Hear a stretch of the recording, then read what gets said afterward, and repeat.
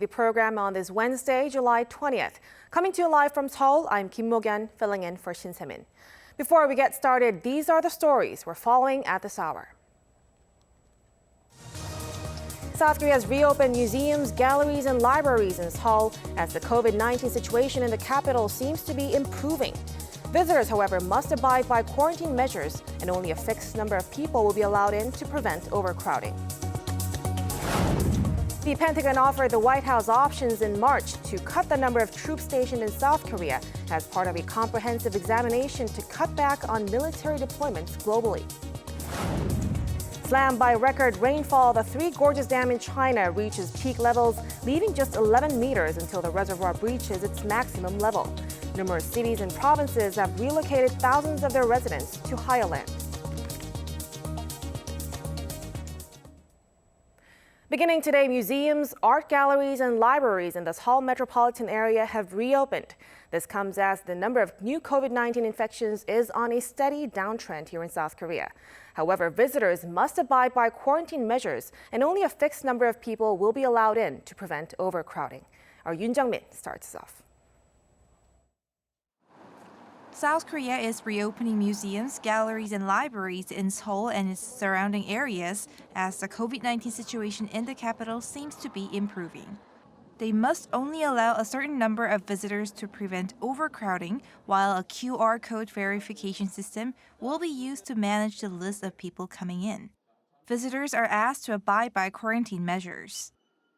In the early stages, facilities should limit the number of visitors, introduce an electronic registration system, and visitors are asked to wear face masks. We'll allow more visitors in faces. The reopenings come more than a month since the government imposed stricter rules on those facilities in late May because of a spike in number of COVID-19 cases due to cluster infections. 10 major museums, including the National Museum of Korea, will only allow up to 30% of the maximum number of people that would normally be allowed in. Reservation must also be made in advance. 8 major art facilities, including the National Theater of Korea, are limiting the number of visitors by 50%. 12 kinds of high-risk facilities, including bars and karaoke rooms, will still be asked to limit the number of people and abide by the government's strict quarantine rules. Also, people will still not be allowed to attend professional sports events, including baseball and soccer matches. Authorities say a decision on reopening them will largely depend on the number of new infections in Seoul. South Korea's capital area has seen a little over 10 new COVID-19 infections on average over the past 2 weeks, down from 19 during the previous 2 weeks. Yoon Jung-min, Arirang News. Despite a day-long extension to their talks over a massive COVID-19 stimulus fund, EU leaders have failed to agree upon the size of the fund that's designated to help the virus-stricken economies. Meeting in Brussels for a third straight day on Sunday, they again locked horns over a proposed recovery fund worth around $857 billion and an EU budget of more than $1 trillion for 2021 to 2027. They failed to agree on the exact amount of the EU's long-term budget, the structure of the payouts, as well as whether to withhold money from countries that fail to meet democratic standards. Some members, including the Netherlands, Austria, and Denmark, are pushing for repayable loans instead of free grants, and they want stricter control over how the funds are spent.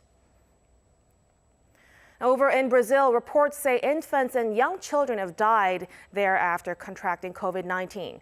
On Sunday, a 7-month-old baby who died a few days prior was later confirmed to have the virus.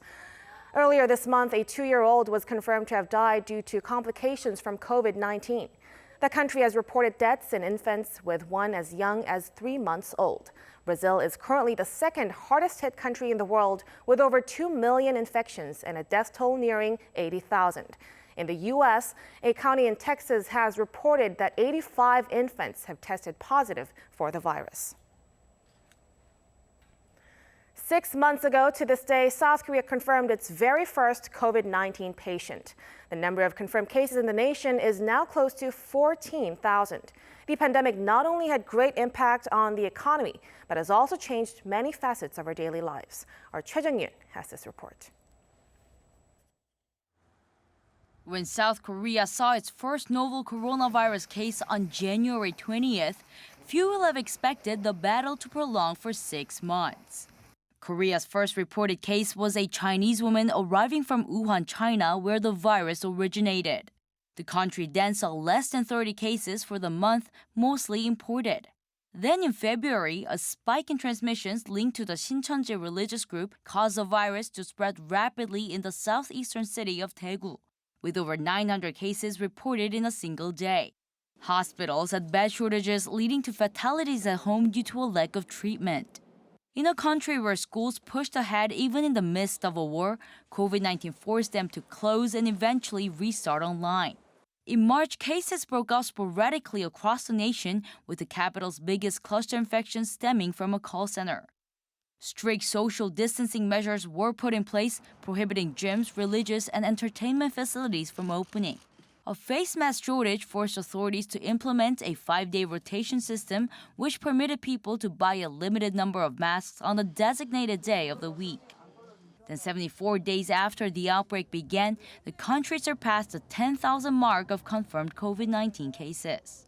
But with contact tracing and quarantine measures, the number of daily cases that once exceeded 100 per day reduced to single digits by April. Then in May, signs of a possible second wave emerged with cluster infections at Itaewon nightclub venues. Since then, there have been a series of group transmissions stemming from door-to-door sales companies in Daejeon and Gwangju. At this point, no country can predict when or how bad the peak of this pandemic will be. Imported cases from abroad account for most of the new infections, and the infections in the community continue to occur at a relatively smaller scale. Health authorities point out that COVID-19 is now part of our daily lives, but adhering to self-quarantine measures will help keep the virus out.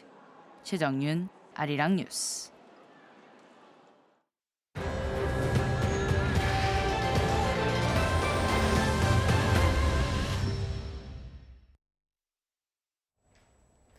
The U.S. Department of Defense has reportedly presented the White House options to cut the American military presence in South Korea, sparking concern here in Seoul. This comes as the allies remain at odds over the Trump administration's demand for Seoul to significantly hike its contribution toward defense cost sharing. Our Kim Hyo-sun reports. The South Korean government is on edge again as the U.S. weighs a possible troop reduction on the Korean Peninsula. The Wall Street Journal reports that the Pentagon offered the White House in March options to cut the number of some 28,000 troops stationed in South Korea as part of a comprehensive examination to cut back on military deployments globally. Citing an unnamed U.S. military official, the report explained that no decision has been made yet. Responding to a written inquiry by Seoul-based Yonhap News Agency, a Pentagon official said the military routinely reviews Washington's global force posture. The report echoes remarks made by the Pentagon chief, in which he said Washington is working toward, quote, reallocating, reassigning, and redeploying its forces around the world. Mark Esper explained this is in accordance with the National Defense Strategy, adding the Indo-Pacific Command, which the U.S. forces Korea is part of, will be reviewed first in the coming months. Watchers say it looks like the Trump administration is again pressuring Seoul to increase its share of defense costs.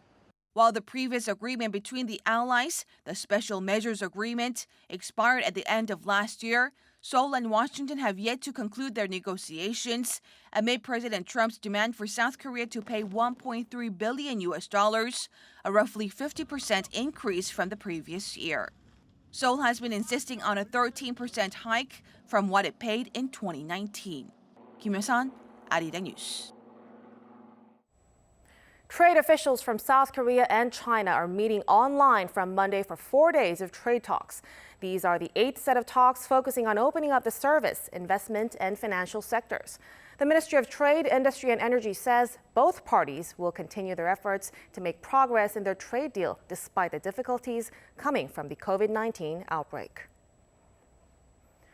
In China, the Gorges Dam has reached peak levels, leaving just 11 meters until the reservoir breaches its maximum level.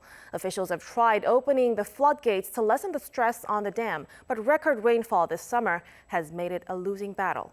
Our Lee Seung-jae has the details. With China seeing record rainfall this summer, the Three Gorges Dam in central China's Hubei province saw its second flood along the Yangtze River this year, and the largest one so far arriving at the reservoir. As of 8 a.m. local time on Saturday, the inbound flow of floodwater reached 61,000 cubic meters a second, while the outbound flow was 33,000 cubic meters a second. With the reservoir level having risen almost 12 meters over the past 10 days, it's nearing the dam's design maximum of 175 meters. As of Sunday, there was just 11 meters left.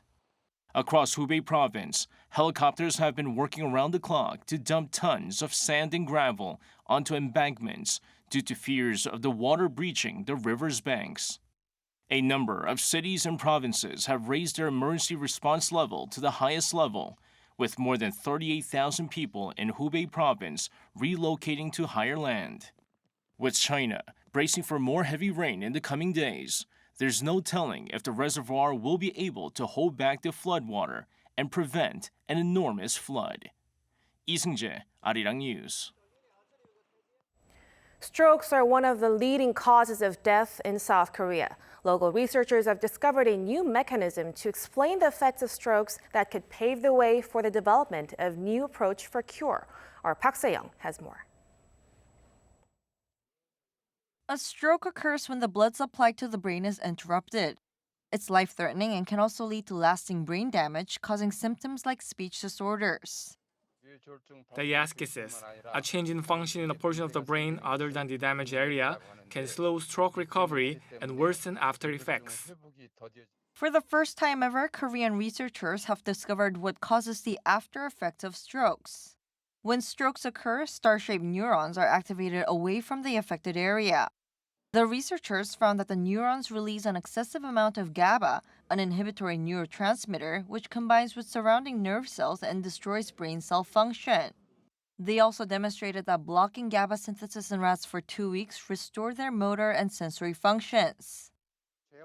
They couldn't recover with rehabilitation alone, but with both exercise and treatment, they recovered by nearly 80%. The researchers believe their findings can be used to help treat other brain disorders. They plan to begin full-scale clinical trials early next year. Park Se-young, Arirang News.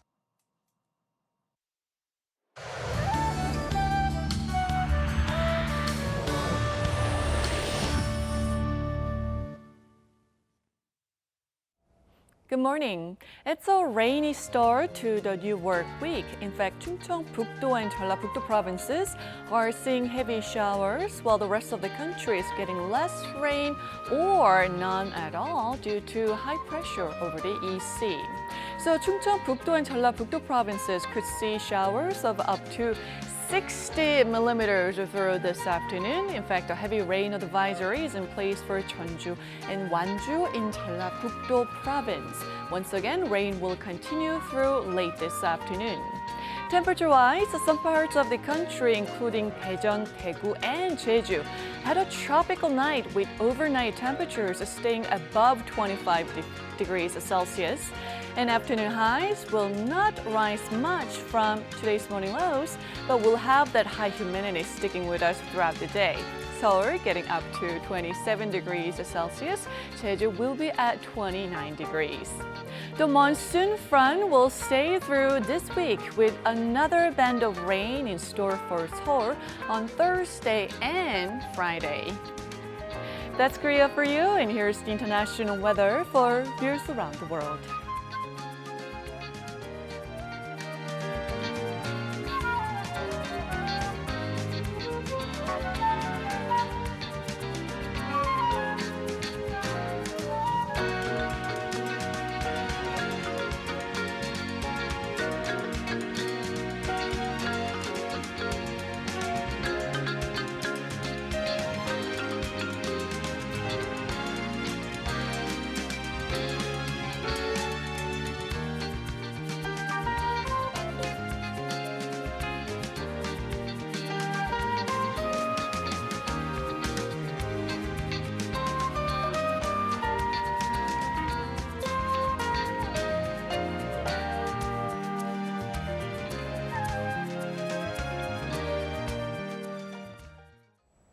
That's our time at the hour on Arirang News. More news coming up at noon Korea time, so stay tuned.